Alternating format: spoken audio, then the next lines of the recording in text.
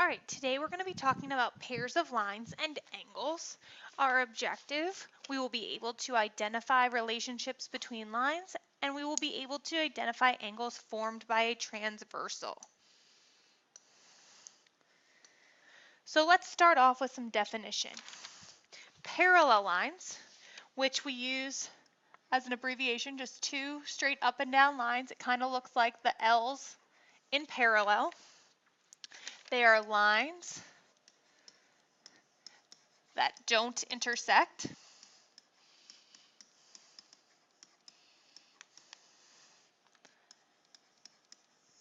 But are on the same plane.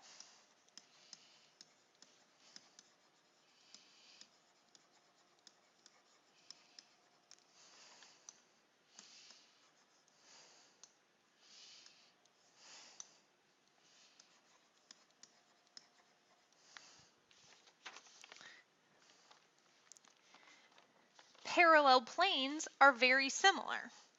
They're planes that do not intersect.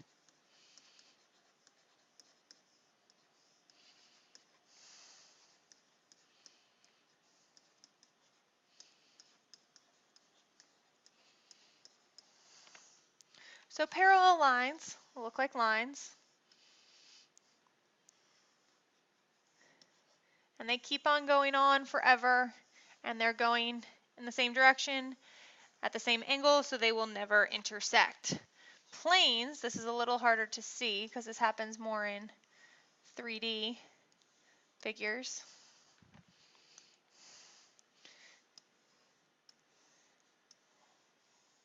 So this blue plane is in front of this pink plane. It's kind of like the walls in your house would be perpendicular planes. The wall to your left and the wall to your right are not going to intersect. Perpendicular lines, which we abbreviate with lines that look like they are perpendicular, kind of like an upside down T, are lines that intersect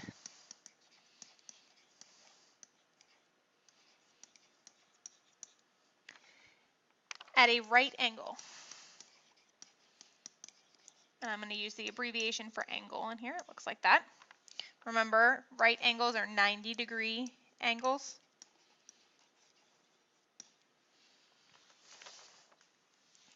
So let's see what these look like on a picture.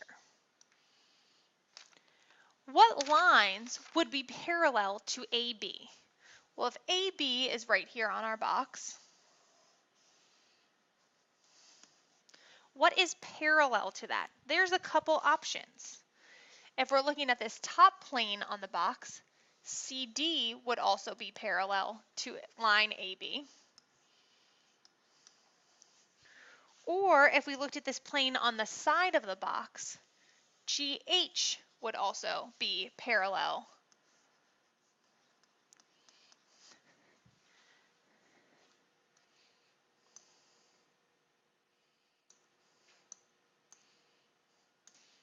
I hid skew because we're not going to worry about that.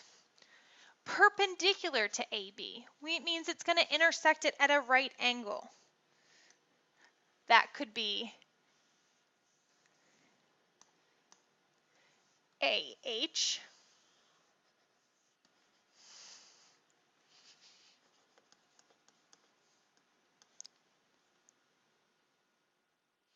That could also be DA.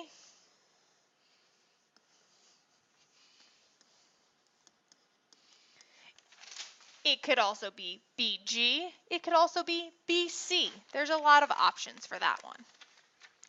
If we're looking at planes, plane ABC, and remember we name a plane with 3 letters from that plane.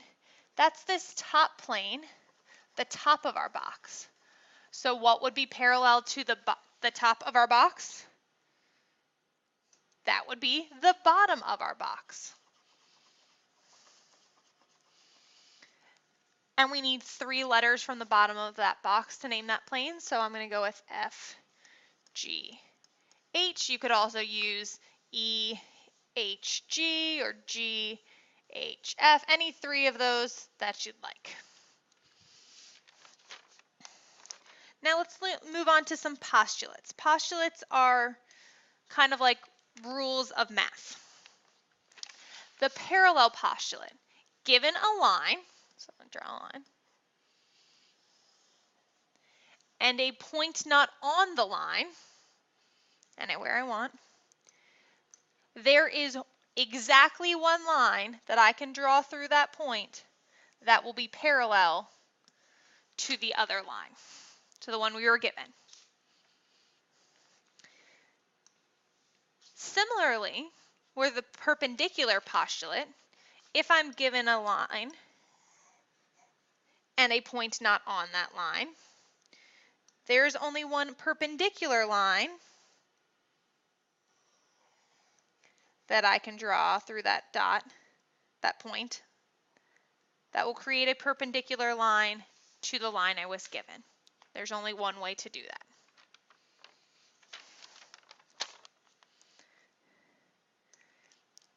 A transversal. A transversal is a line that intersects two other lines at different points.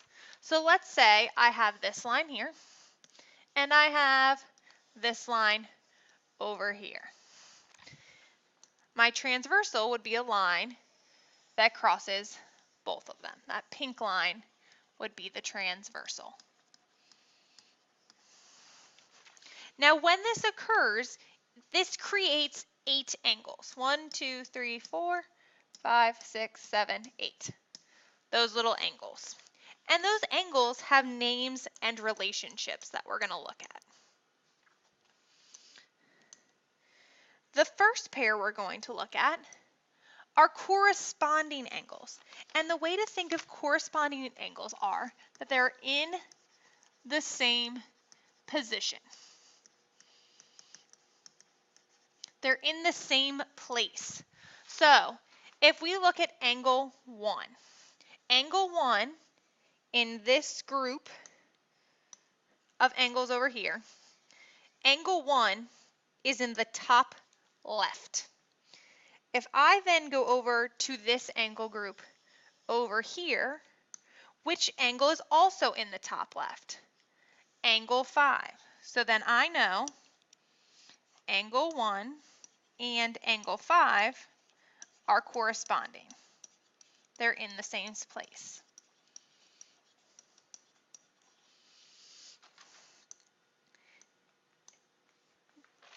Looking at our other picture, we're going to choose one from our left group and one from our right group. We need 2 that are in the same place. We could also say 4, that's in the bottom left, and 8 is also in the bottom left. So angle 4 and angle 8 are also corresponding angles.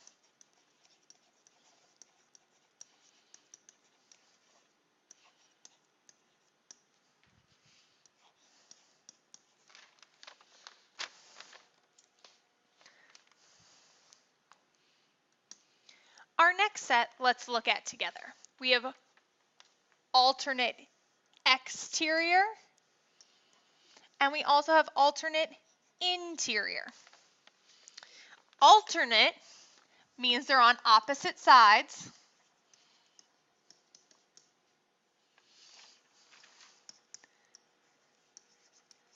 of the transversal.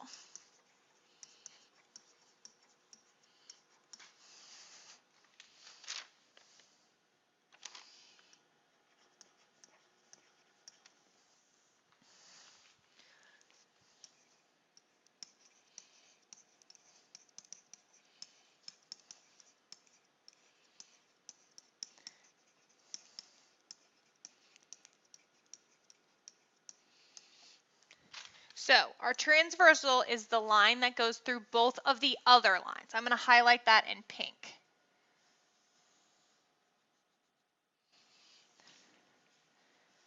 Go ahead and do that on all 4 of our pictures.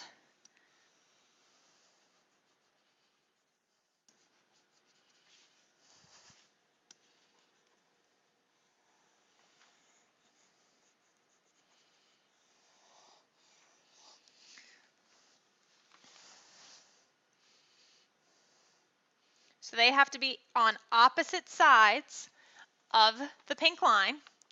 For alternate exterior, they need to be outside of the two other lines.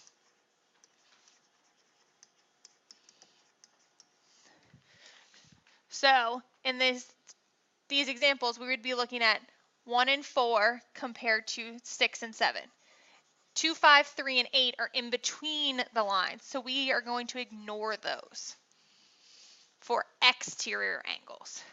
So alternating exterior angles, if I choose angle 1, the other angle I choose has to be on the opposite side of the pink line.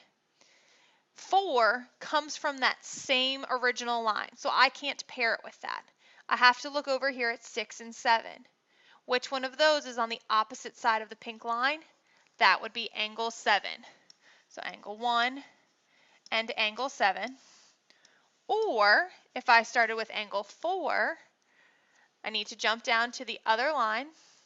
We want on the opposite of the pink line, that would be angle 6. So angle 4 and angle 6, or angle 1 and angle 7 are alternate exterior angles. If we're looking at alternate interior angles, they have to be on the inside of the other two lines. So this time I'm going to ignore what's outside the two lines.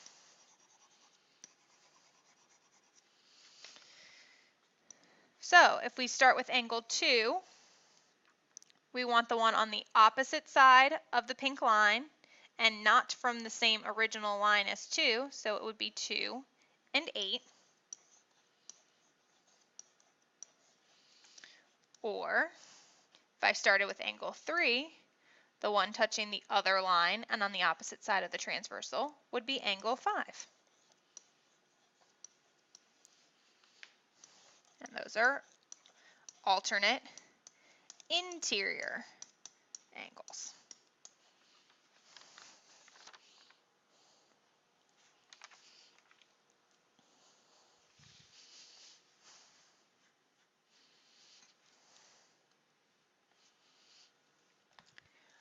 Our last type of angles are consecutive interiors.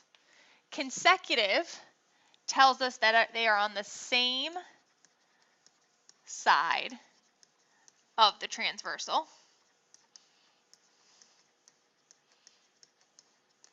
And that they are inside, because it's interior again, the other two lines. So I'm going to ignore my exterior angles.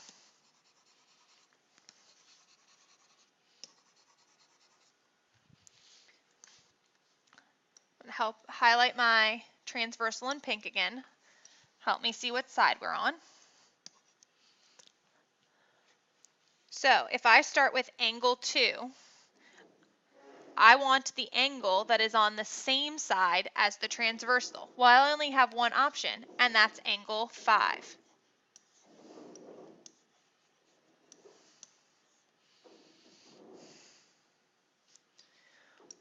Or if I start with angle 3, the other angle that's on the same side as the same side of the transversal would be angle 8. So those are two different sets of consecutive